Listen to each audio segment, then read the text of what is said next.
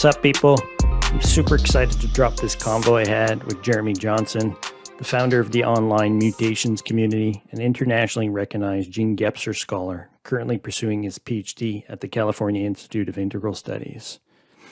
In keeping with my theme of how I came to discover Michael Brooks and his use of integral theory in framing his ideas around cosmopolitan socialism, or the next left, as I like to call it, I owe Jemery a tremendous debt. Like I shared in my trailer and first episode, I first came across Jemery's work and book on gene Gapster back in 2019 on TMBS, which eventually led me to join his Mutations Discord, discover many of his other online media projects. Make sure to check out the show notes to his pod and interview with Michael.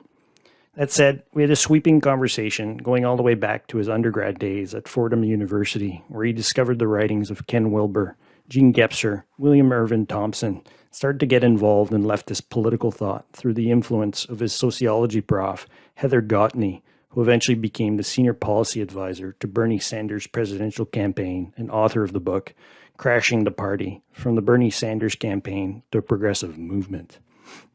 These formative experiences, along with the 2008 financial crash, Occupy Wall Street, and the rise of online digital communities, eventually led him to pursue his master's in consciousness and media studies at Goddard College, and befriend Michael Brooks, William Irvin Thompson, and becoming an internationally gene Gapster scholar in the integral movement and diaspora following the controversies around Ken Wilber's Integral Institute adoption of conscious capitalism and the endless guru scandals. In any event, I hope you enjoyed the conversation as much as I did. Some of the many other subjects that we touched upon are the religious left, modern Buddhism, Thomas Berry, Mary Evelyn Tucker, the Yale Forum on Religion and Ecology, Marshall McLuhan, Edgar Morin, Teilhard de Chardin, and the role of French-speaking Canadians in North America. So kick back and enjoy.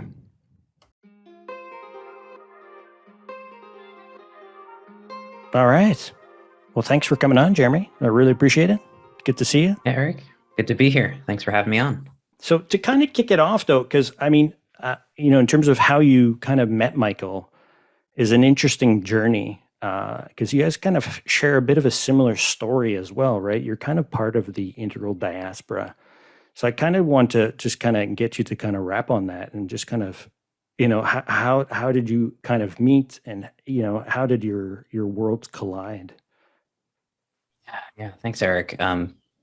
So we were both interested in integral theory and the community around integral theory. And I think the way in which we knew about each other was simply through our online network of integral theory enthusiasts, right? So I think we were both friends on Facebook because the first message I got from him was a private message.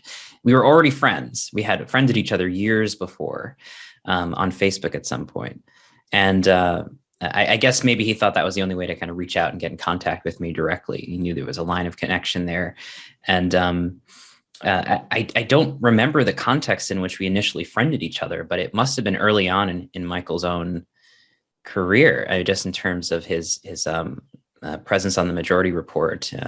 I don't know. I'll have to look and see because I don't even know if that account is there anymore. But we were basically just part of this extended network where everybody knows everybody who's interested in integral theory. And he reached out really right around the time of the Jordan Peterson phenomena and the intellectual dark web phenomena, to seeing if I'd be interested in talking with him and his listeners about integral theory and how that might plug in terms of some kind of insight about different worldview perspectives, right? And how we can kind of skillfully navigate that. And I found that to be great because I know a part of our context is we both were not only interested in integral theory, but also the works of William Irwin Thompson. So we had a nice long chat. We just had a nice long phone conversation, unpacking everything and kind of going, okay, here's how you came to integral and here's how I came to it. And, you're doing this really interesting media podcasting, show hosting thing. And that was a kind of interesting direction I think Michael went. What was he had this background in really a spiritual counterculture, right? And kind of alternative theory culture about, we haven't really unpacked that yet in this conversation, but integral theory being this sort of meta theory of everything that tries to integrate science and spirituality and politics and economy and philosophy. And there's a kind of meta framework for doing that. But I think it was appealing to Michael's intellect and his own natural capacity to say, hey, let's think across different disciplines and see how they all sort of work together, right? What's the larger framework here?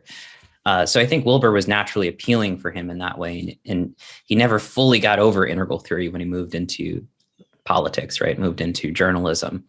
And it seemed like it was starting to make a comeback in his life, like in terms of maybe this is applicable in this context of heated culture war, divide and debate, and feeding that into a kind of meta-analysis in which he was already doing that in his own sort of approach that he eventually called Cosmopolitan Socialism.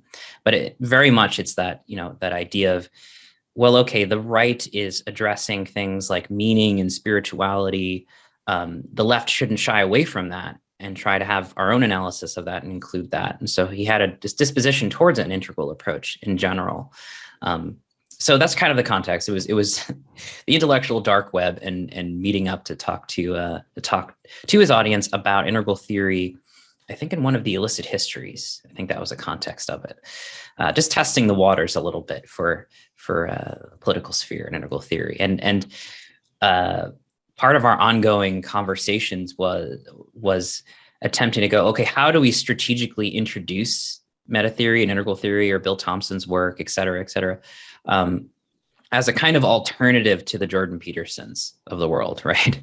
As an alternative to the intellectual dark web that's coming more from a left-leaning analysis while integrating some of those dimensions that have maybe not been as well included in the history of the left. So, But yeah, I guess this is it, because that's the interesting too, I guess, about the integral movement and integral theory is that it really is a sort of online phenomena. I mean, like integral kind of the Integral Institute when it originally launched through Integral Naked, and Integral Naked eventually became the Integral Institute. And I mean, that was an exciting time for a lot of people in terms of that kind of how it came to be. I mean, Ken Wilber was, the kind of the brain behind that whole movement. And he was a bit of a, he wasn't exactly that much of a public person before kind of launching all of that. I guess, so how far, because this is the other thing too that we kind of touch upon, like how far back do you go back, I guess, in the integral kind of theory and integral movement as a whole? Because if I remember correctly, I think you said you had participated in some of the integral theory conferences back in the day as well, if I understand correctly, right? Yeah. I started off at the 2013 Meta Integral Conference in San Francisco. And that one was my first one. And I had been invited actually by the organizers to be the live blogger for the conference. So I was the glorified blogger, tweeter, there to kind of help promote it, but also getting basically a free ticket into the conference and going to as many of the panels and presentations as possible. So, but that was 2013. And then even before then, I'd say I was very much involved in that internet community between Integral Naked. I really began an earnest interest in integral theory probably when I was in undergrad. So that would probably throw it back to 2006, 2007. Yeah. And really even that is an interesting background of yours because you were at Fordham University at the time, right? So you were doing undergrad there. Okay, cool. Yeah. So interestingly enough, I was throwing around integral theory. I ended up going into sociology as my undergrad major, maybe primarily because my sociology professor had the collected works of Ken Wilber. She had never read, but nevertheless, they were there. And so there was a point of interest and connection. And she was curious about my own countercultural disposition and wanted to kind of weave that into her own understanding. This is actually, some folks may know her, Heather Gottney. She helped with the Bernie campaign and wrote a book about the first campaign and has been sort of a part of the second campaign as well as an advisor. So she's been very much involved since then in a lot of what's been going on in culture. But yeah, but Fordham, just in general, I mean, Thomas Berry is originally from Fordham. I mean, he taught there and he pretty much launched their whole religious studies program, which is an interesting connection and background. I mean, the few times that we did talk, I mean, I'm always so impressed with, kind of your your own kind of academic background, because from Fordham you ended up at Goddard, and now from Goddard you're now up at the California Institute of Integral Studies, and yet you've been surfing this whole wave this whole time, which is so cool to, well, for me anyways, I guess from being from Montreal and Quebec and being a Canadian, kind of following all of this online, is to finally actually go out and connect with people, not necessarily really in the flesh, but I mean, be part of a community and ongoing discussions about this movement that's impacted so many people in so many different ways, and it's gone global now. And I guess the interesting thing for me is that, I mean, because I got introduced to Michael through McManus, so I had no idea, right? So he kept on dropping, or I started to go and follow Jacobin a little more closely. And then, I stumbled across your video with Michael about Jean Gapster. And I was just like, what is going on? Like, I don't understand. And how come I never made that connection all the way out on the left, in terms of what was going on, in terms of, what McManus will actually go out and call as millennial socialism, or basically the whole Bernie movement as a whole. Because I'm pretty transparent in terms of my own kind of where I fall in the political spectrum. I mean, I've always gone out and considered myself a progressive. I've never really considered myself a Marxist or a socialist. Not that, I'm allergic to it in any way. Like, I've always, thought that Marxist humanism in its general is an amazing sort of intellectual tradition, along with the Frankfurt School of critical theory. So I've never had that allergy, kind of like so many people kind of do today, which is an interesting one. So that's how I discovered you. But so when you were at Fordham, I guess that's before you ever knew Michael. And if I understand correctly, Michael at this time was kind of involved in the integral movement on some levels, and big time into kind of the insight meditation community. So he was doing a lot of Buddhist type background this whole time, and to the lead up, I guess, to you guys eventually meeting and kind of launching his sort of online media career, if I understand correctly. Would you say that's correct? Or Yeah, I think like I was mentioning, we knew of each other. We knew we were on each other's radar, and even in our first conversation, Michael was commenting on like, oh hey, Linda's farm and built on my own thinking, right? So I don't know. I don't know if we ever attended a live event and just didn't know each other. There was a different context. I don't think that's the case, but we were at least close enough to be in each other's circles. And yeah, I think Michael is very much more interested in the spiritual Buddhist dimensions of practice, and I think he was something Leisha published on TMBS about him thinking about going in that direction in terms of his career, right, and moving more into the political side of things. So it was definitely important for him, and it continued to be throughout his career in terms of doing Buddhist retreats and having spiritual teacher. And I mean, that was kind of our conversation as well. He would ask like, who's your teacher? What practices do you do? So it was always a part of his life going forward from that time. So by the time we did meet each other, that was also the sort of subtext, is like, all about integral theory. I know all about it. We've seen each other in these networks before. We have a mutual appreciation for each other's work. Let's actually have a conversation and unpack that and see if we can do something interesting.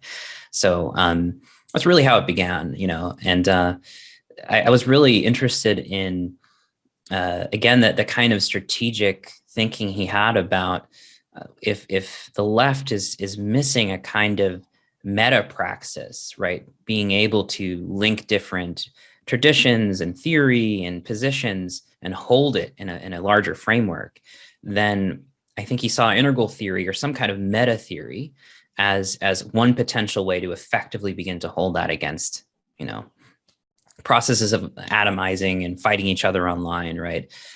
So he was looking for something cutting edge, I think, for the left, something that would really kind of bring it into this context of maybe one more thing too with Barry, right? And Teilhard is this sense of the planetary, right? And I think he was very, very much drawn to that. And Wilber talks about that quite a bit. And in Wilber's language, it's more of this sense of the world centrism, right?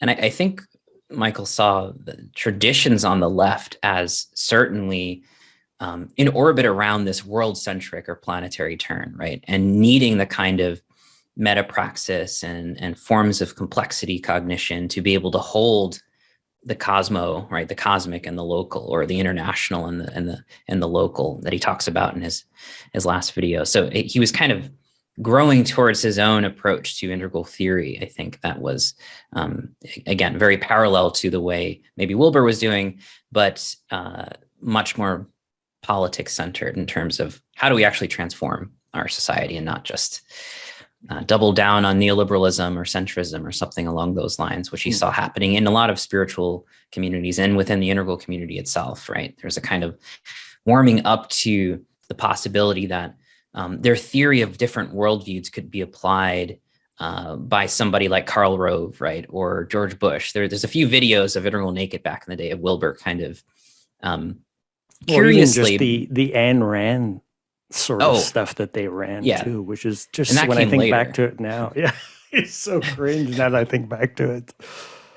In terms of the whole series on the Ayn Rand and the Nathaniel Daniels, I think his name was, is the particular psychologist who actually had an affair with her. They did like a whole series on that. It was quite like, I had no idea about that, and nor did I know very much about Ayn Rand and the sort of philosophy that she was advocating at the time. But now that you bring that up, that is a bit of a flash back to that.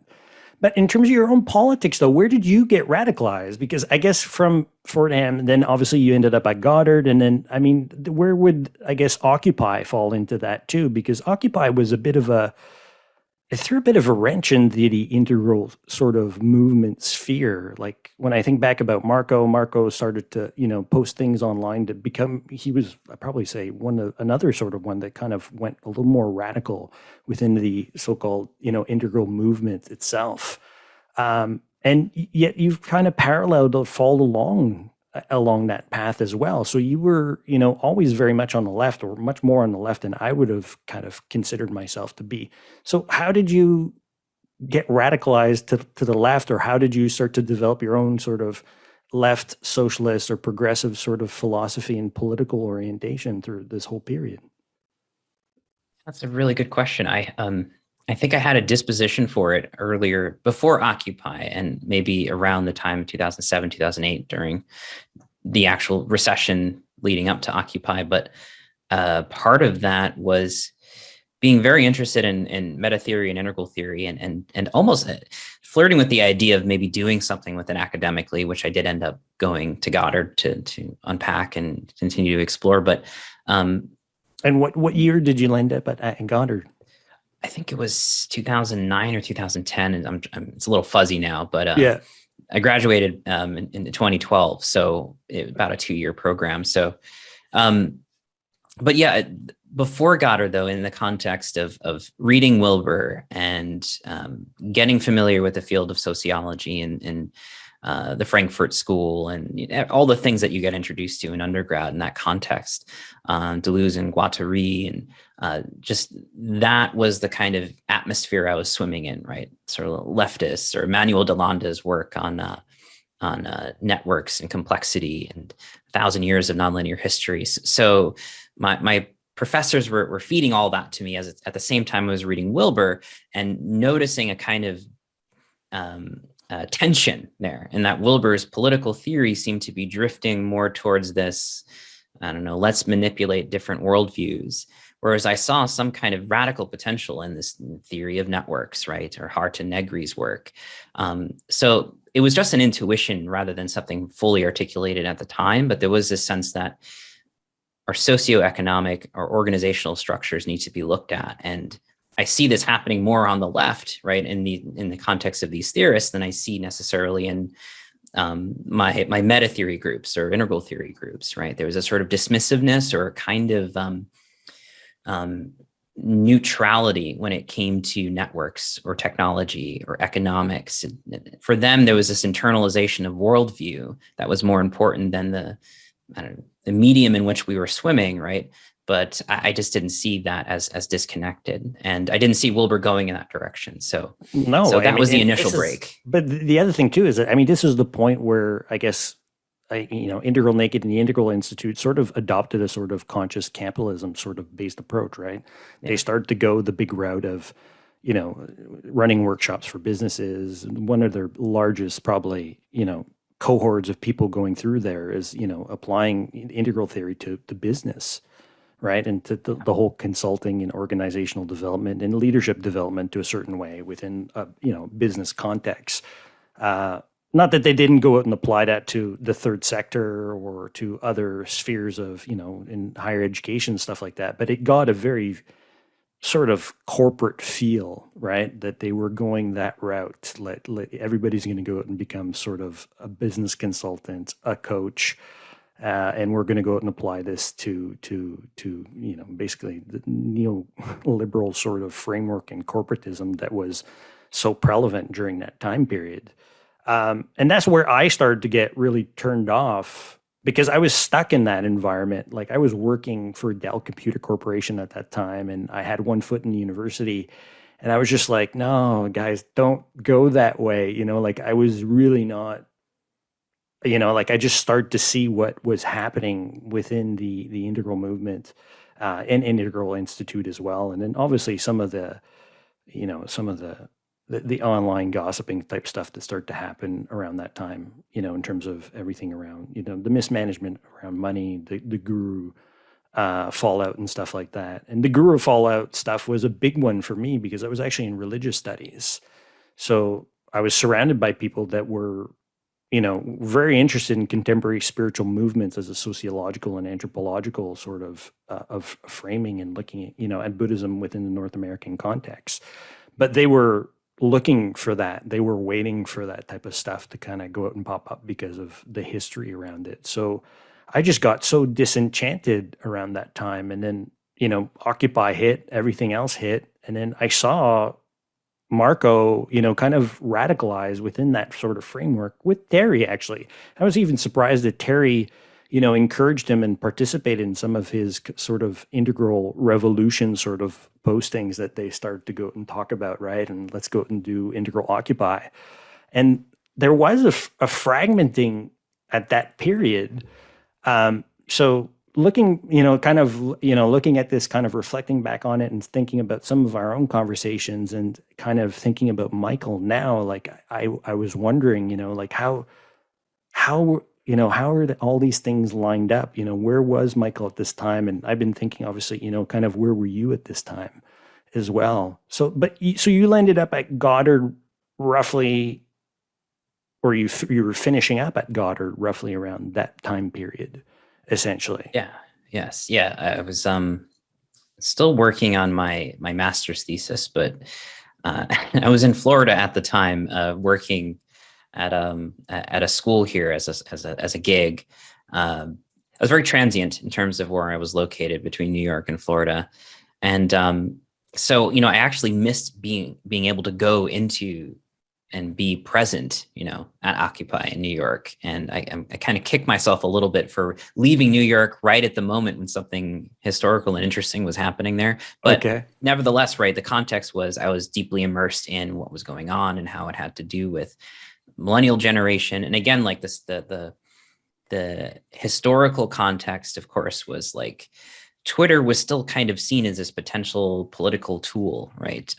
We were talking about flash mobs, and I was learning in classes about, the ability for cell phones to help create an effective protest in the Seattle 1999 protests, right? Anti-globalization movement. So there was this fermentation of technology, economy, and politics, right, that were swirling around in my head in the theories of networks, and that was sort of the milieu I was in, and that's mostly why I was beginning to break away from some of integral theory's work, because I felt it wasn't really addressing the historical moment we were actually in. It was sort of beginning to, like, Integral Naked switched over to Integral Life, and as you said, there's more of a corporate focus, right?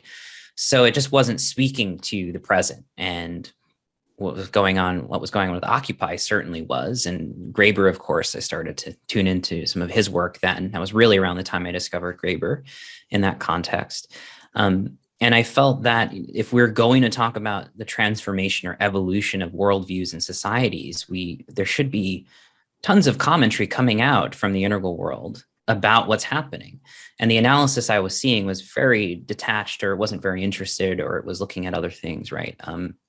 We're not sufficiently getting to the roots of the crisis in the kind of systemic gestalt that Occupy was trying to do, right? So all of that was kind of the context for me, but I think, maybe also for Michael as well, kind of seeing that, and as you mentioned, that the guru crisis was happening. So there was just a general falling out, just sort of a dissonance at every level, the spiritual understanding our moment of socioeconomic transformation, right, or crisis, not really speaking to things on the spiritual or the political side, just sort of had me begin to move on, and seek out folks like Gapster or Bill Thompson. I started a correspondence with Bill Thompson at the time during my graduate work.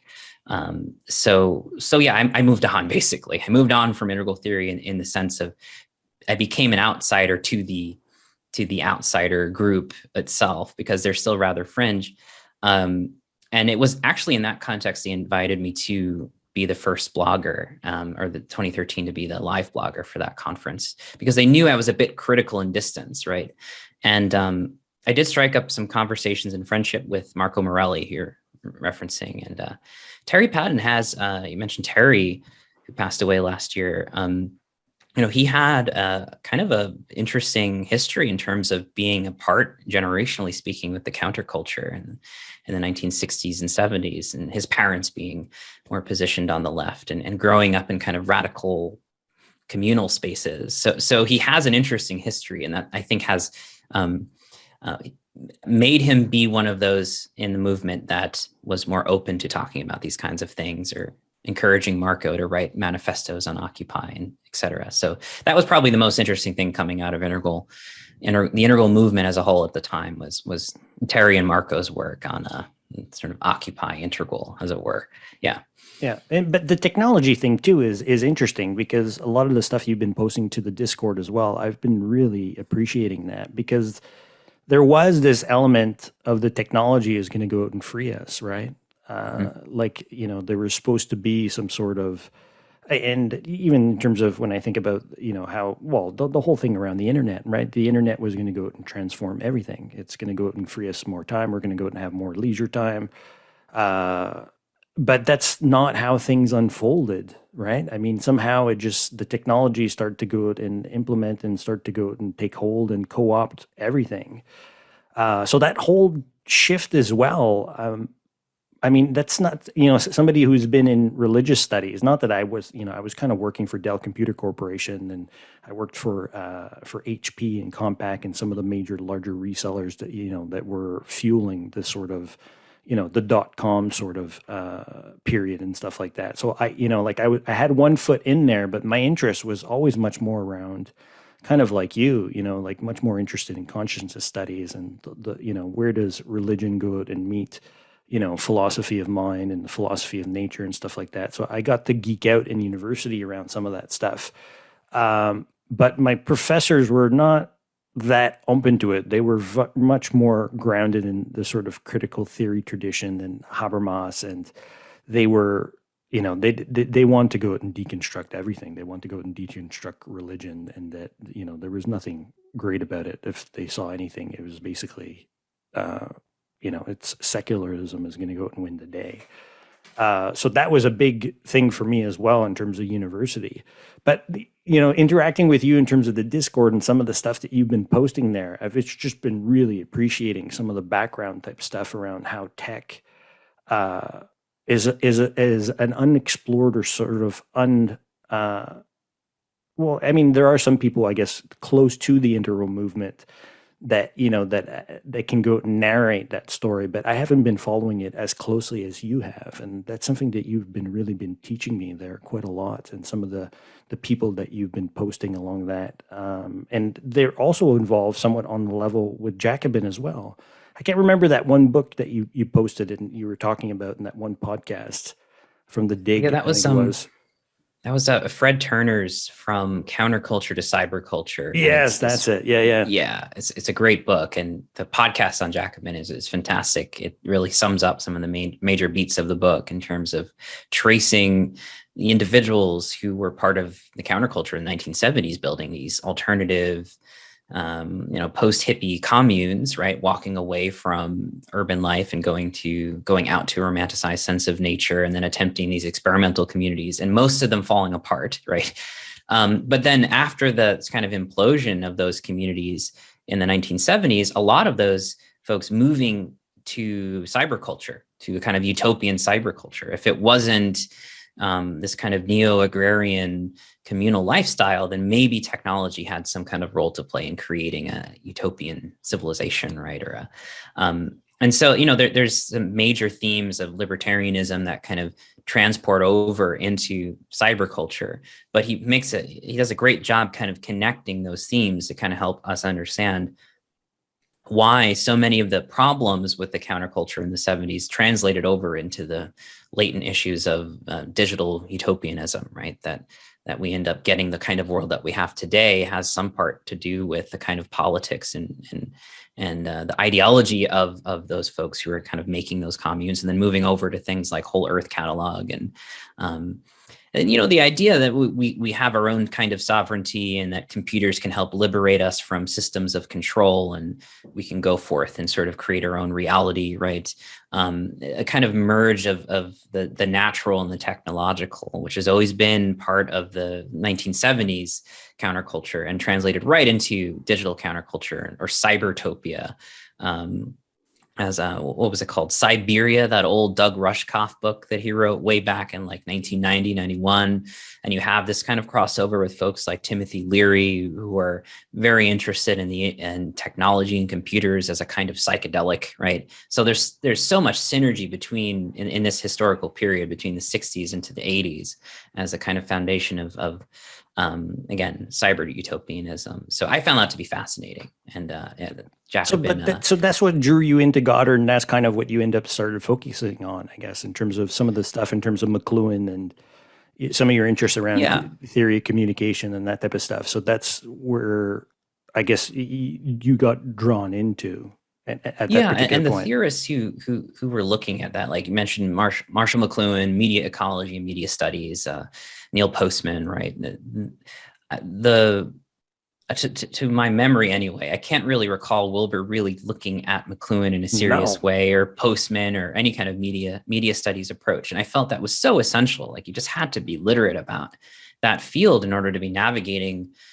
I mean, even today, but certainly at the time when Twitter was new and Occupy was still happening, it felt like, we needed the whole cyberpunk thing too, right? I mean, is a big thing. Like when I think about Mark Fisher was never really kind of, I mean, in terms of anti-globalization and that type of stuff, and cyberpunk is a whole other genre, that Zero Books has really gone out and sort of monopolized. And I mean, they've really gone out.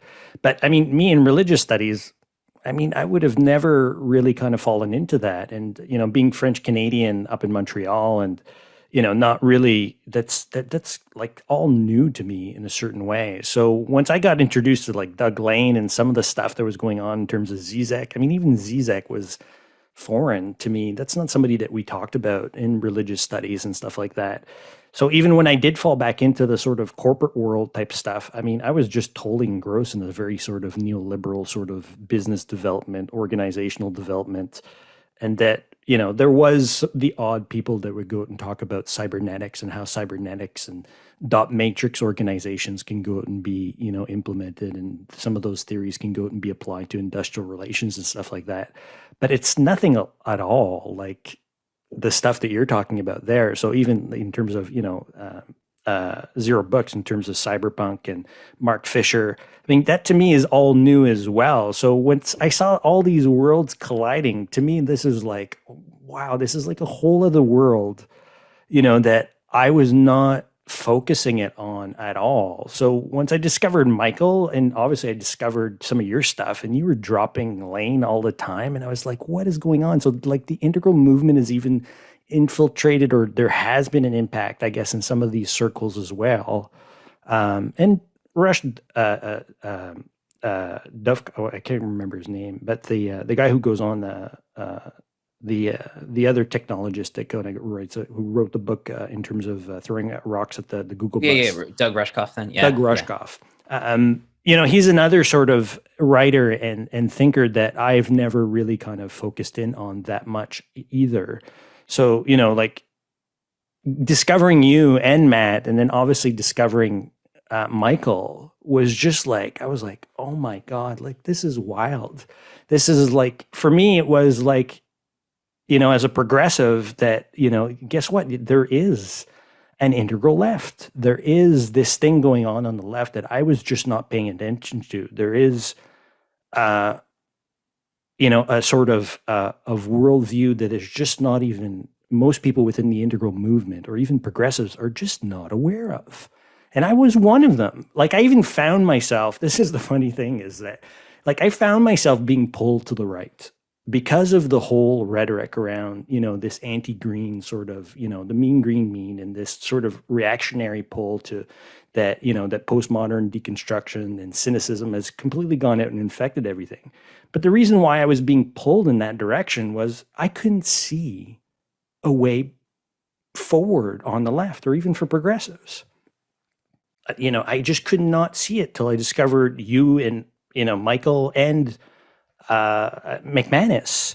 So, like this is like to me, you guys like allowed me to move to the left, not only move to the left, but also go out and start thinking about a next left or an integral left that you guys were starting to push and articulate. And it was not visible to me at all at that time. And I mean, that's why I'm so excited about it as well, because like finally, like I saw a way through. There's something that we can do on the left to start articulate and organize and start to speak with one another in terms of, and I wouldn't necessarily go out and say evolve, but construct a better left. And that's why I keep using the idea of the next left. And, I love even the idea of an integral left. But when I was interviewing Matt, like he's clueless. Like to him, that's just not part of his own personal intellectual journey, right? But you and Michael and some of the other guys, even Brent and that are playing around with metamodernism in terms of the way, like you guys have figured a way through this mess in a certain way. And to me, that's so exciting, in terms of what you guys are doing. But from Goddard, essentially, I mean, so you were obviously, I mean, you started unpacking Gene Gapster, and you've become internationally now, I mean, the Gene Gapster guy. Like, so how did that happen? Like, that just kind of, you just picked up the book, you love Gene Gapster, and then just start to throw your, like, what is a bit of the history and background in terms of how you got involved on that level? So that was kind of part of my own move as an integral diaspora, right? In the Occupy and post-Occupy time, Gapster is one of the thinkers that I was beginning to look at more in graduate school for my research on new media, because Gapster was he wasn't a media theorist, but he was very much interested in looking at, okay, what are the forms of technology or writing systems or language, right? The cultural phenomenology. Let's actually look at that and understand how it's saying something about the nature of our relationship with time and space, or as he says, structures of consciousness, or we might say from Wilber, worldviews, right? So Gapster was a way to bring a lot of the kind of abstractions from Wilber, categorical mapping and theorizing, and where everybody fits in his kind of theory of everything. It brought those dimensions to life, and it really enriched my sense of what was missing with Wilber. Like, really, in order to engage with the times, you need theorists who are actually looking at the kind of media, the communication mediums, of course, with media studies and economic systems. So what are the actual cultural structures that we're living in and communicating with? Like, we really have to understand that and lean into that. And I found Gapster to be just a very for myself anyway, creative and productive framing to just begin to think about this and apply this. And Thompson as well. I saw Bill Thompson as someone who, and he said this himself, that he considers himself a cultural phenomenologist as well. So it was partly also my correspondence with Bill Thompson talking about all of this and the relevance of Gapster, and kind of encouraging me to continue down that path and really look at this stuff in that way.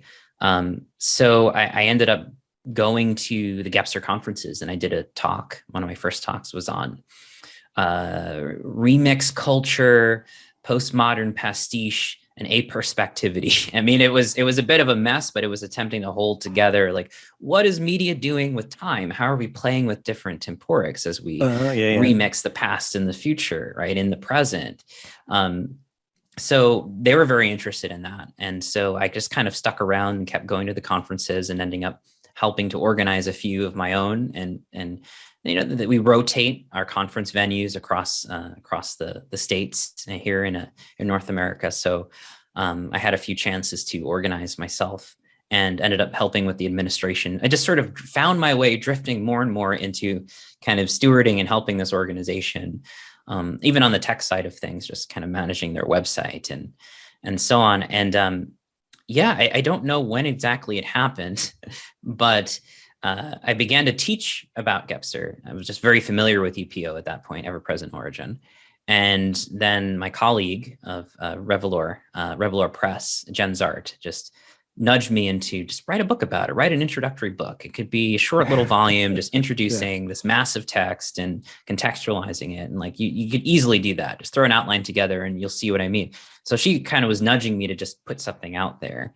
And I feel like at that point, that sort of catapulted me into the Gapster guy, being the Gapster guy, because teaching Gapster every year, organizing the conferences, getting a little bit involved with like the Media Ecology conference too, and kind of saying, hey, McLuhan and Gapster have a lot of overlap and synergy. So let's talk about that. And Bill Thompson did the same thing in some of his writings. So yeah, there's a lot of synergy with that. And I think for me, again, Gapster really brought it to these questions of how are we being in the world, right? What is our relationship with time and space? What's the experience of being in a late capitalist or post 9/11 society, right? And metamodernism, they call it structure of feeling. Gapster was sort of looking at that, you know, and he wasn't shying away from talking about and having a political analysis of things and discussing the Cold War at the time, because he's a mid-century thinker. So there's many ways in which I felt Gapster's understanding of fragmentation of disciplines and thinking, and the kind of repercussions of that are echoing into the present. And Wilber talks about this too, for sure, about, you know, the problem of siloing knowledge. And you mentioned Mean Green meme, right, as this overemphasis on postmodern deconstruction. But I feel like Gapster sort of more coherently articulates that without getting trapped in this, how exactly to put it. He's not really interested in engaging. There wasn't a culture war at his time, but he's not really stuck in this sort of, we need to get through this Mean Green meme period. He's very much interested in sort of what's coming up after that. And I think he very much anticipated the kind of thinking we're exploring today, and transdisciplinary thinking and actual applications to meta theory. So I just found Gapster to be much more productive and fruitful and creative and engaging for me as a thinker than I found Wilber. And maybe it adds a certain history to it as well. That's something that I get so annoyed with in terms of kind of the integral theory and integral movement around Wilber, is that, I mean, he's become sort of a guru type figure around the theory itself, right? And then all of a sudden it gets completely dehistoricized. And that's something that, you know, Michael and you, I mean, every time I talk to you guys or I listen to you guys, I've never talked to Michael, but I mean, like, every time I listen to you guys are always rehistoricizing the and contextualizing the history of it. And by doing that, I mean, it adds a whole new set of connections that just weren't there before, or you might have not have seen, and it creates new pathways. Yeah. know, Yeah. and that's the amazing thing about it, is that it creates more of a mesh network than it does a certain development, a clear developmental kind of ladder, that I think is just so problematic around stuff around integral theory.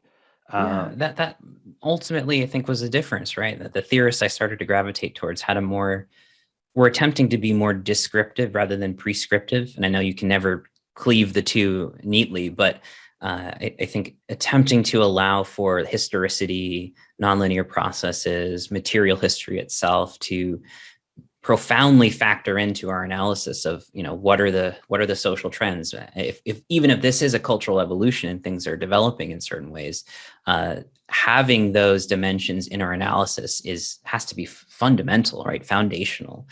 It adds a level of complexity that I find that emphasizing sort of an abstract sequence that the world has to kind of fit into in terms of how it's moving along. I just haven't found intellectually satisfying, right? And one of the thinkers that really hones in on this is Edgar Morin's work, and I've only really past couple of years have come to appreciate him. Very similar to Gapster in that sense, and I had been just introducing Morin to Michael around the time when Michael passed away, which is so unfortunate because I feel like he would have really grabbed onto Morin's work in terms of Morin's theory of complexity, his incorporation not only of for him it's not just a meta theory that includes everything. It's a kind of relational and dialogical process, right? It's a kind of process-oriented theory and application. And I found that to be present in Gapster as well, right? Like when you hold things in complexity, you have to factor in history. And then a neat theory of how things unfold becomes less and less sensible, right? Things become messier. And we need a theoretical framework to hold that mess and not just clean it up, right? But actually kind of work with it. Oh, for sure. But and that kind of brings in the whole continental tradition as well. I mean, if you start bringing in French thinkers and stuff like that. And that's the interesting thing too, now that you're up at the California Institute of Integral Studies, is that that's a whole hub or network that gets left out of the story. So, I mean, that's another thing too that I'm super happy to see, because, I mean, obviously, Matt Segal's work and Sean Kelly, I mean, he's Canadian and he's the one, if I understand correctly, I think he's the one translating most of Edgar Morin's stuff from French into English. Yeah, that's right. That's right.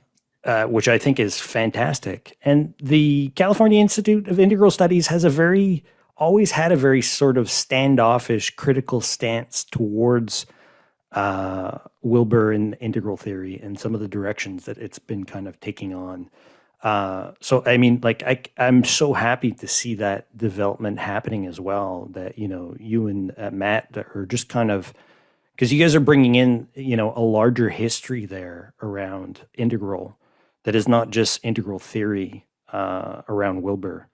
And that's kind of, the reason why I've gravitated away as well. And I'm starting to go out and talk about it in terms of integral facticity, because facticity is a big topic, obviously, within Heidegger's philosophy, that I'm seeing too many people on the right going out and trying to co-opt Heidegger. So my goal is really to go out and bring in that dimension and go out and be like, listen, you know what? If you are a progressive or if you are on the left, that we can go out and talk about Heidegger in a constructive and positive way. But yet we need to go out and remain critical. And I think Matt does a really good job of that. Actually, he brought that up in terms of the podcast itself, that, like we need to go be careful in terms of how leftists and progressives go out and talk about the sort of Heideggerian sort of phenomenon and stuff like that. But I think we need to be courageous and be willing to go out in there and start to have that conversation as well. So, what you're doing and Matt's doing as well. And Matt is so deep within the German idealist tradition. And so is Sean Kelly, and everybody up at the California Institute of Integral Studies, that I'm so happy that that's starting to bubble up. Right. And Matt has a great reputation, within so many circles as well. And you have extremely broad influence as well, not only just kind of in mainstream sort of integral IDW and the so-called, meta modern type space, but your scope and your breadth of ability to go and swim through all of this is always, I mean, I see you being a great, not only a great ally, but a great weapon kind of moving forward. You guys, you and Matt, I see so much hope there in terms of, this sort of next generation of people that are going out and moving in. And so I'm excited, but I'm scared all at the same time, like in terms of everything that's going on geopolitically. It's frightening, but yet there's so much stuff going on too as well right now. A lot of it is sort of dumbed down, and but there are pockets of people that are doing some really amazing type stuff. So I'm super pleased about that.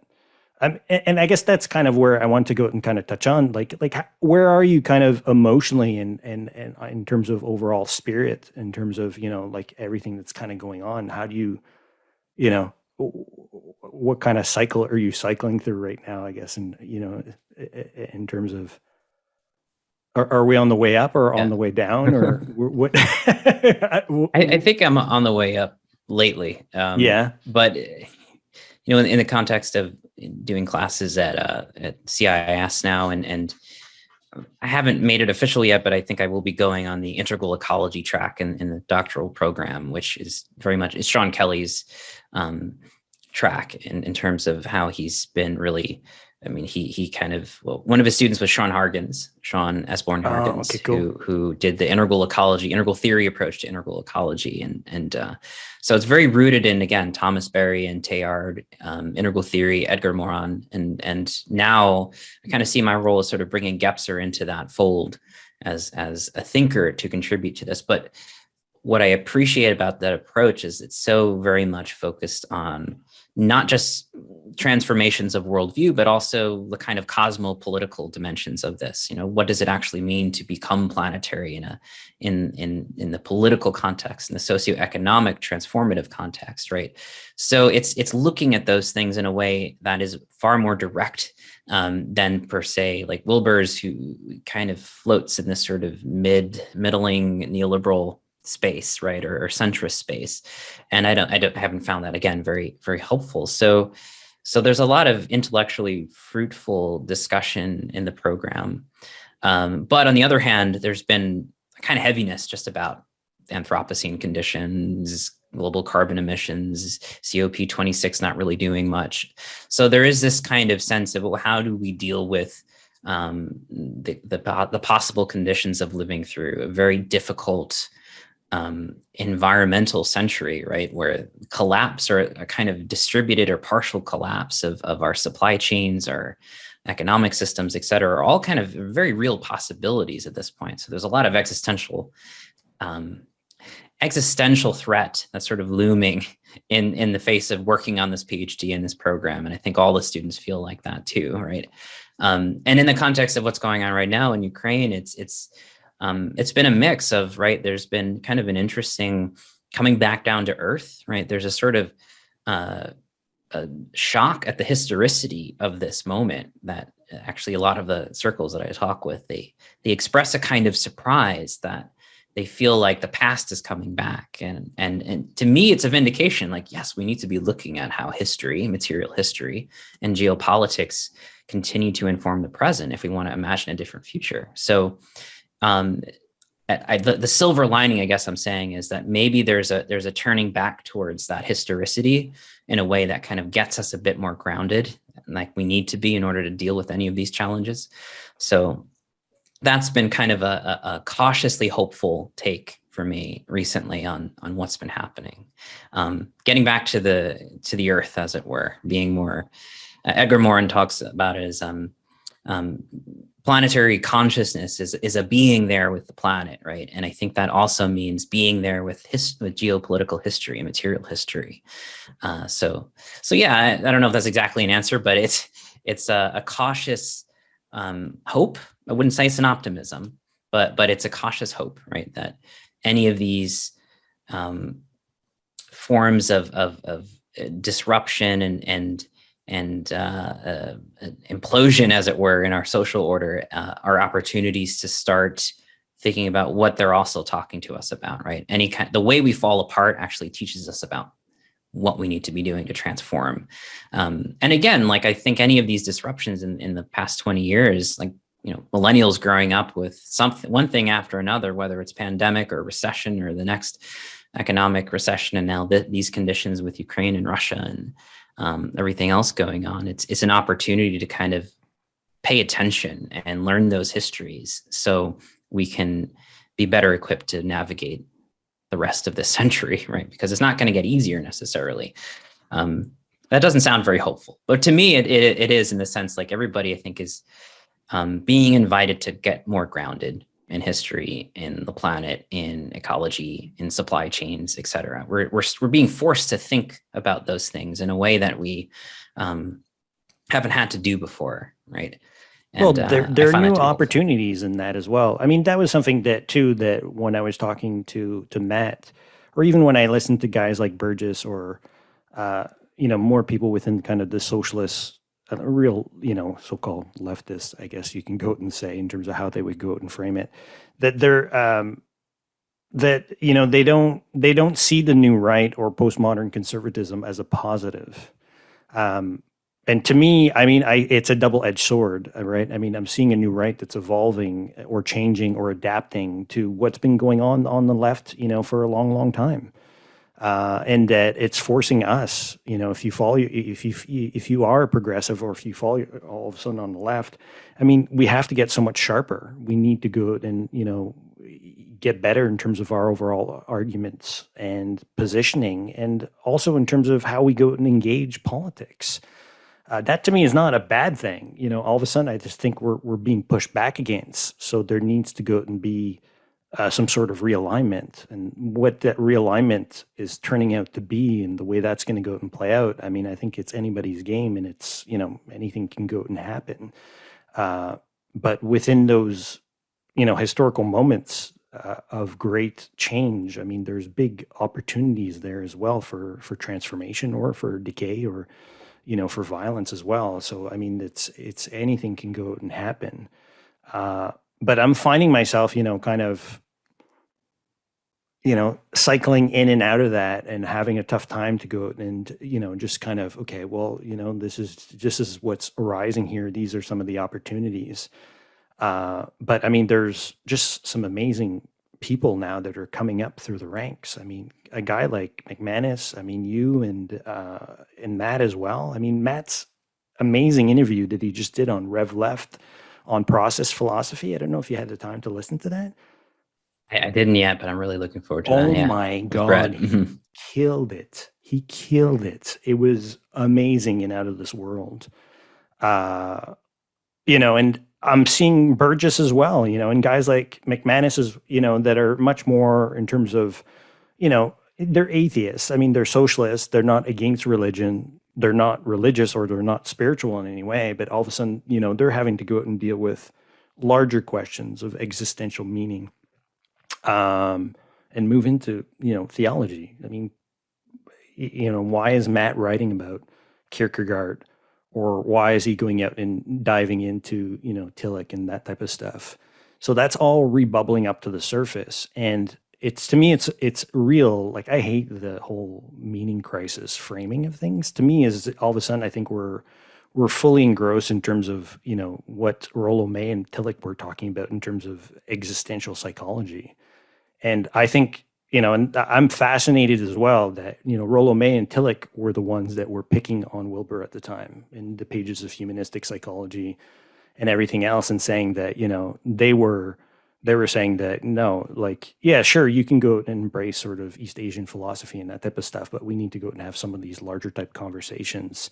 And all of a sudden, that's, to use your language, that's coming back up now, right? And yeah, I think that's something that we're going to go out and be wrestling with, because the meaning crisis to me is just like it's superficial fluff spirituality still. It's not the real deep sort of existential type stuff. I think that that humanistic psychology or psychologists were really going out and delving in.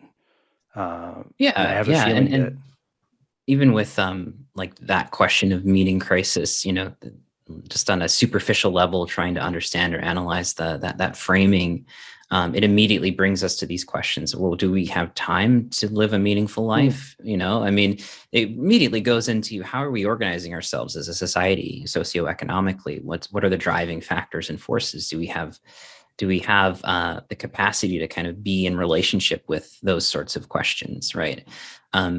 And again, which is why I think the economic dimension is very welcome, and very much why I was interested in continue to work with Michael about that, and kind of bringing, as he says, you know, having that Marxist analysis, but also bringing in that kind of integral orientation that Gramsci oriented himself towards, right? And asking these kinds of meaningful questions and existential questions about, okay, what are the existential dimensions of late capitalism? Or for me, it's also been understanding Mark Fisher's work and appreciating his emphasis on time and temporics is this kind of, you know, he borrowed from Berardi a bit, but the slow cancellation of the future. And why do we have this kind of sense in which the future is canceled? What are the processes that have contributed to that, right? How does that link not only to a Marxist analysis, but more of these existential dimensions, or with Gapster's terms, or the consciousness dimensions and history of worldview dimensions that I think also play into understanding that as a whole, right? So they do have a lot of synergy with each other and kind of coming together that way. And I do think, you know, like Kim Stanley Robinson talks about, who's been on Jacobin recently, that the recent series of crises, particularly the global pandemic, has helped, because of the kind of disruptions it's created, has helped at least create an opening to begin to rethink how we're doing society, right? Is helping to rewrite our imaginations, as it were. And at least implying the need for a new kind of biopolitics, right? That you know, whether or not you agree with Benjamin Bratton's positions on things, he's calling it the revenge of the real, right? That these biological, planetary, ecological realities have to become a part of how we organize our society, and we have to rethink these systems of care, right? These social institutions that are going to be dealing with an influx of crises like this, right? Or refugees and displacement. So there's so much that's interconnected here, right? Between capital, consciousness, climate. It makes sense that we kind of need, if not a singular framework, then at least a method to move between these different theories of whether it's a Marxist analysis, whether it is a more integral analysis, whether it's existential psychology, right? We need this capacity to move back and forth between any of these analyses, and to kind of hold them together, again, not as a singular synthesis, but just that capacity to have that more dialogical and relational meta-praxis, as it were. And that's sort of where, as you're talking to in terms of like Michael's work, I think he was imagining a left that could begin to do that, and that the left's edge would be, again, a kind of meta-praxis, that capacity to take different positions of worldview, to be transdisciplinary, right? Or Guattari talks about that sort of transversal move. These being the kind of cutting countercultural edges that maybe the left could integrate and empower itself to actually build effective coalitions, right? So that those are the kind of conversations we were having, right? Again, right around the time he had passed away. But I think he anticipated, or at least was going to experiment with this possibility of, let's really take integral thinking, whether it's theory or Morin's work with complexity. Let's go into it and see how that might help actually build the left up in a new way, right? And kind of give it the allow it to speak to these times of complexity, right? Where we do have to be thinking about climate and economy, right? And how we might create a bridge towards a post-capitalist future, right? He called it, we need exit strategies. And the left has to really be good at providing those exit strategies and be media savvy about it too. As you're saying, like the right is quite capable of doing, right? In terms of medium is the message, I think the right has gotten the message in terms of, yeah, okay, we live in a hyper-mediated environment, so let's work with that pastiche and reimagine our own history and reinvent ourselves and insulate our media so that we can, effectively create those kinds of spaces. I'm not saying that the left should do that in that kind of post-truth way, as it were, but that we really need to be literate and savvy with presenting ourselves and our arguments, right, that are effective in building solidarity and building coalitions and speaking outside of our own circles, right? And as you're right, I think you're right with Ben doing that, especially recently on the Joe Rogan podcast. There needs to be more of that kind of thing going on for sure. No, and even his conversation with Doug Lane, if you haven't had time to check it out, I mean, he did a sort of debrief on this Joe Rogan type experience. And Doug actually nailed it. He said that, like that he appreciated more his conversation with Bob Wright, because he felt that Bob Wright had, hit him up harder on questions of hedges, not hedges, but Hitchens around problems with the left and religion. And I thought that was really fascinating as well. And, I'm about halfway through Ben's book, actually. And, and Ben is really, because of Michael, essentially willing to go out and say that, there needs to be this space on the left to go out and deal with these existential type questions and larger metaphysical and philosophical type questions. And that he said that if we actually go out and deal with the material conditions of our day-to-day lives, then that's what it's going to go and allow us to do, right? I mean, there's going to be more time for education, more time for leisurely type of, exploration in terms of some of these practices and worldviews, and enact our way into it. And that's what I find so fascinating about, McManus and some of the guys over at the Pill Pod and stuff like that. They're very much grounded in an active sort of phenomenological sort of based practice along, everything that's being spoken about and talked about with Evan Thompson and Vervaeke as well in terms of 4E Sci, right? So they're all embracing that, and they're all philosophically grounded in that kind of thinking. So that to me is super exciting to go and see happening, but it's happening on the left, right? And on the right, I'm not seeing that at all at this point. What I'm seeing at the right, is basically it's postmodern conservatism. It's pure reactionary type of behavior that has no real response or larger a container to go out and start to unpack some of these types of questions and address it, I think, really philosophically in a sophisticated way, the way I'm seeing in various circles, with Matt and and Habermas as well. I mean, Habermas in terms of a thinker. I mean, because Wilbur leads into Habermas, but I mean he's a great sort of introductory type work to start to move into some of these larger, difficult philosophical traditions and thinkers and start to really digging into the nitty gritty. And that's what I'm seeing is that, there's a whole generation now of people that are moving up and that have the chops to start to do that. And that is like crazy. Like, I mean, I'm seeing a level of sophistication and discourse that I haven't seen previously, right? I mean, it's not just talking about, the mean green mean or, orange, whatever. Like it's really getting into the nitty gritty type stuff around these thinkers. And, these are people with PhDs and they're young and they're like unbelievably sophisticated in their thinking and ability to go out and communicate. I mean, when I think of, you're just starting your PhD. Matt is a young PhD, both Matts. Ben, Doug Lane he's an older sort of veteran within the field, within a particular publishing house that, in terms of stuff like that. But I mean, there's a lot of young intellectuals that are coming up, and I'm just like super excited to go out and, just keep these conversations going. I mean, that's really the point of my pod is that, I want to have, some of you guys on and just, let it rip and start to see what will go out and come out of this.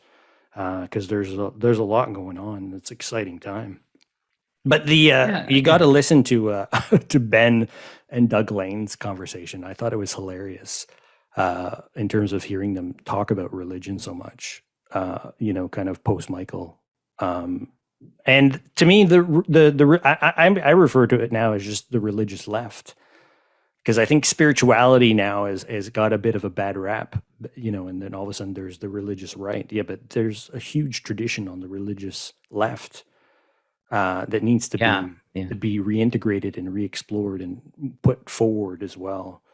And I appreciated Matt McManus talking about that on his chat with you, just, in terms of, Michael being more drawn in practice to Eastern spiritual practices, right? But and Eastern philosophy and spirituality, but Matt being more gravitating more towards the Christian socialist movement and its history. And I think Michael was certainly open to that, especially with Cornel West and the fantastic conversation he had. That's thankfully, there's a clip of it online where he's talking about a Machiavellian spirituality, right? But yeah, I think the religious dimensions are so key in terms of just getting the particular secular histories of the left to acknowledge that if we're really going to be international in the context of, the global South, quote unquote, and the role of religion, liberation theology in Latin America, right? I mean, that's a huge, or again, with Cornel West and African-American spirituality and how that's been very much a part of a socialist political imaginary, right? Like or even just a real cosmopolitan, not some superficial, globalism or, internationalism. But I mean, let's go out and have a real conversation what cosmopolitan means. Right. And what would the world look like if we keep that diversity alive and all these various traditions in the mix along with everything else that's going on? That's serious work. It really, I mean, there's a lot of like instinctual, like, I don't want to enter. Like, I mean, I even got that from going on Michael's show. Sometimes there would be, a Marxist going like, forget about all this consciousness, weird stuff, Michael, don't bother with any of that. And why having, so there's been some tension about that too. I think, on the left, a need to reject anything that is a bit more, not even just countercultural, but again, anything related to religion. It's been, so that kind of knee-jerk reaction, not saying that like if somebody listening to this has that they're just they're not being good about it. I think it's a challenge, right? It requires you to actually show up and have those difficult conversations, to think through things, and to actually learn to listen, right? And be part of a dialogue. So, and that's coalition building. You're not going to agree necessarily on those kinds of deep positions if you have a more secular take on things. But I mean, just even in terms of an effective international left, right? A true cosmopolitanism, it means there's going to be a diversity of positions that are coming together, right? And organizing together. So what does that actually look like effectively in practice? And again, that was why I think Michael's show, I don't know if you're familiar with, this is kind of an adjacent analogy, but it circles back. I don't know if you're familiar with the Bauhaus movement and the kind of design theories that the Bauhaus movement in the 1910s was doing in Germany, but they had a kind of interesting sense of throwing people in a room together that are from very different fields and disciplines, and allowing them to kind of just brush shoulders in the hallways and end up kind of coming together in interesting ways and doing some sort of innovating in surprising ways, because they're actually not being siloed and they're being exposed to one another. And then during World War II, there was this building at MIT, I forget the name of it. Basically, it was a mess of a building. It was falling apart. It was shoddily built. And they threw all these scientists and engineers in during World War II to have their own little workspaces.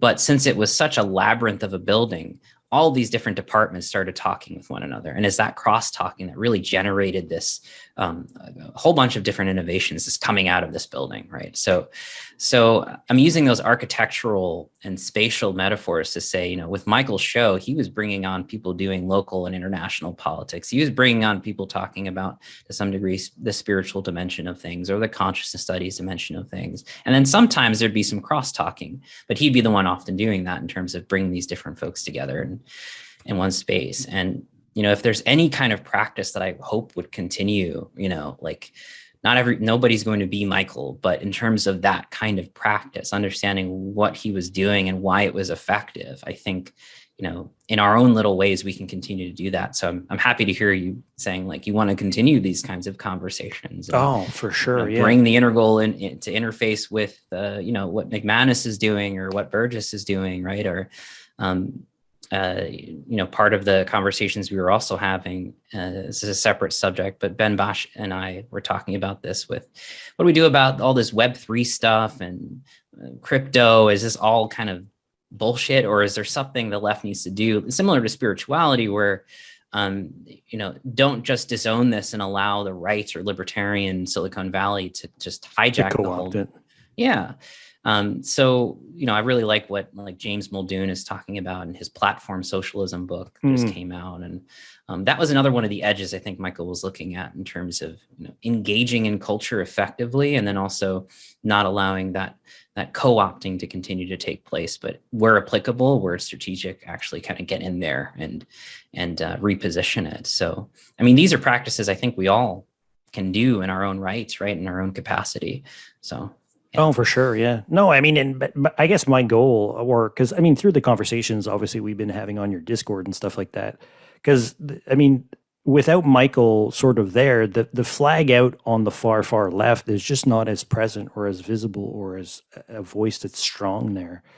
And I mean, I'm facing that here in Canada as well. I mean, the Canadian left is very different than the American left, and that's another subject that I hope to go out and explore a bit more on the pod, because I think the Canadian left has a critical role to go out and play within North America as well. Like we can't just be copying what you guys are doing down in the States. I mean, there's obviously, we're so close to one another. We speak, I speak 2 languages. I don't know how many languages you speak, and with a bit of Italian in terms of Canada is extremely much more multicultural, but it's a multiculturalism that is being forced together because we live next to you guys. It's not a natural, right? So if you listen to a guy like Peterson, you're hearing this, right? Because he's worried about, well, how competitive are we going to go out and be if we go out and maintain this diversity? And to me, that's a dumb question. Like that's not even Canadian in terms of how we've maintained our front as a unified sort of national, or even patriotic sort of view of ourselves. So I mean, even for myself, I'm quite patriotic for Canadian, and I come across that way at times where I realize that that's the French in me because I grew up in Quebec, and that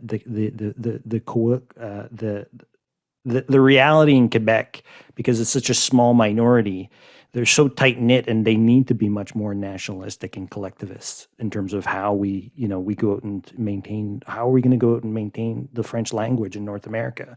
We're within a sea of anglophones, so it's always a question of how do we go out and fight and duke that out.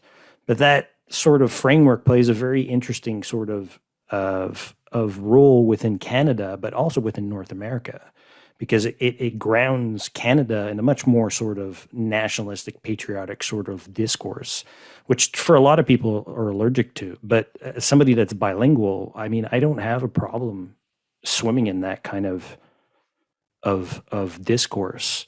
So, I mean, I was happy to go out and discuss that with Matt as well, because Matt, because of his sort of very public sort of, rise to fame in terms of some of his writings and being pulled into the Jacobin sphere and stuff like that, he's been pulled in much more, I think, within the American discourse than most people have.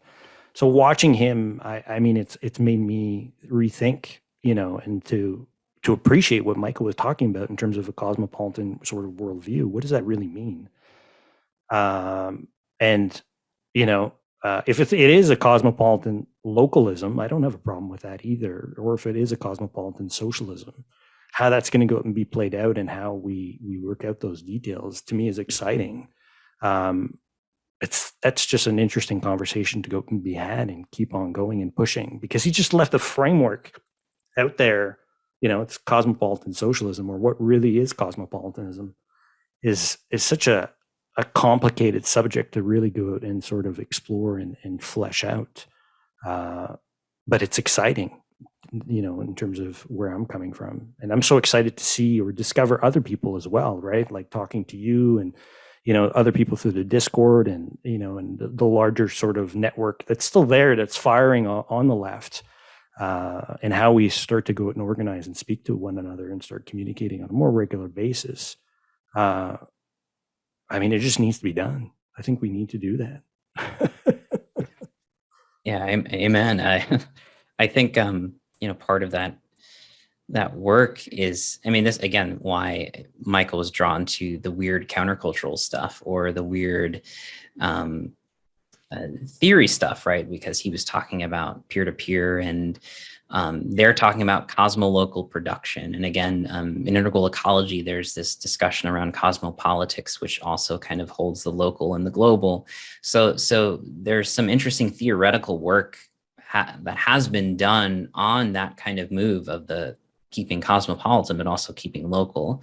And in terms of practicing that, on our shows, on the media that we put out, on the theory that we continue to build together, it's a kind of an experimental time, trying to figure out, okay, so there's corroboration across these different fields about this move, right? To go towards the planetary doesn't mean necessarily top-down globalization. It means, as Michael talks about, building these kinds of meshworks, right, rooted in the local, but also being able to reach towards the international, and holding those simultaneously. I think it's how we do that. There's probably more than one way, and it requires us to be talking with each other, be sharing notes, be supporting each other's work, and getting that message out there effectively through nice, slick-looking, well-branded, media-savvy presentations, which I think Michael is also quite good at. And it's a good lesson for us too, in terms of, the framework, the theoretical framework, and the how to be talking across different positions and fields. Yeah, but then also how it all is wrapped up and presented, right? Takes a certain type of skill for that as well. But for sure. Yeah. No, it's something I think that we're all growing into. We're all trying to go out and enact and put into action, I think now, and that's not easy. It requires us to be reflective, but also to go, be experimental in terms of how we go out and throw ourselves out there. But I'm happy to hear as well, your exploration of like Thomas Berry and the whole stuff around integral ecology, because that's a whole network as well that is really, one, it's academically solid in terms of the networks that it is, and it reaches all the way up into the California Institute of Integral Studies, right? And it goes from Yale to Berkeley to Harvard, and the Thomas Berry sort of archives and Evelyn's work is just fantastic. Interesting type stuff. And the amazing thing that most people don't realize, I think, about Thomas Berry is that he was he was a huge cosmopolitan sort of thinker, right? Most of his research in terms of his MA and PhD work was actually on Confucianism and East Asian philosophies, yet he never lost his sort of Catholic roots and sort of attachments to Western philosophy and Christianity and the larger sort of story there as well, which is very difficult to do, And that to me is exciting as well, right? Because now you're seeing people that are so much more grounded within their own sense of identity, their own sense of cultural, of history, and that are enacting from a very embodied sort of tradition and wisdom, right? That's coming to the fore now, whether it be from, indigenous type cultures and practices, or even from, Western and, global sort of traditions as well. The Dugan thing to me is scary, but it is, it needs to be respected in a certain way as well, right? He's talking about a sort of Eurasian tradition that if you are a Westerner that grew up in North America or anywhere else in the world, you wouldn't understand what that worldview necessarily really is all about in that culture. Now, we can go out and be reactionary to it. And I think we should be skeptical in terms of how this stuff is going out and being enacted. And that to me is a difficult conversation to go out and be had, because the question is, how does power play into this, and how does, democratically run type systems, and even democratically run type systems. I don't even know what that means anymore, really. Yeah. Like, like in Canada or even in the US, I mean, could we really actually go out and say that this is a well-run countries that are democratic? Yeah, I don't I, I don't. like, like I don't know. Like everything is in flux there in terms of stuff around that. So, so it's such rich territory, and it's such, I mean, it's exciting, and like again, it's scary all at the same time. But, um, I'm seeing some players out there now that I think that really have the chops, and they're grounded. I mean, I'm so happy to see that you're grounded in various institutions as well, right? I mean, you're coming from Fordham, you're coming from Goddard, and now you're at the California Institute of Integral Studies. I mean, you're going from traditional education type background to the alternative and the best of the alternative. It's not like, they've been around for a long time now.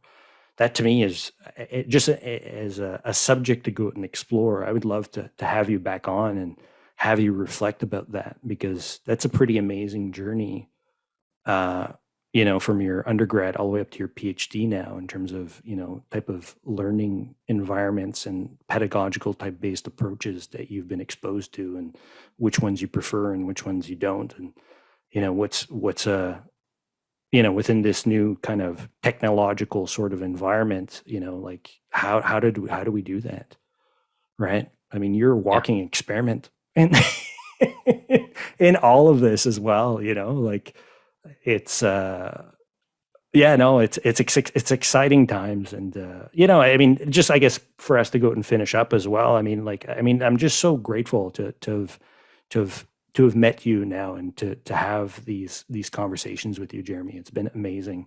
And I'm so happy that you put up that Discord and you've been plowing away at this type of stuff for and exposed me to some of these different ideas as well. So this is a new sort of online friendship that I really go out and cherish. Eric, the feeling's mutual. Let's keep building this Yeah. together. I feel like that's what it comes down to, right? Just having these kinds of conversations. And again, like, in the context of Michael and being a friend to him, the surprising way he was able to just sort of reach out and check up on you and want to hear what you're reading and what you're thinking about, and being very open to how, he was working on his show, hearing your influence on that, like, the crossover of different ideas, building that kind of network, I think is just it's a wonderful practice. It's humanizing, it's empowering, and I've really appreciated our conversations as of late, especially, but this was great too. And Cool. yeah, I'd be happy to come on anytime and talk more about the kind of academic trajectory of what I've been working on and commenting on that. But yeah, let's keep building this. This is how it's rock done. on. Definitely to be continued, and we're going to be having a lot more conversations, I feel.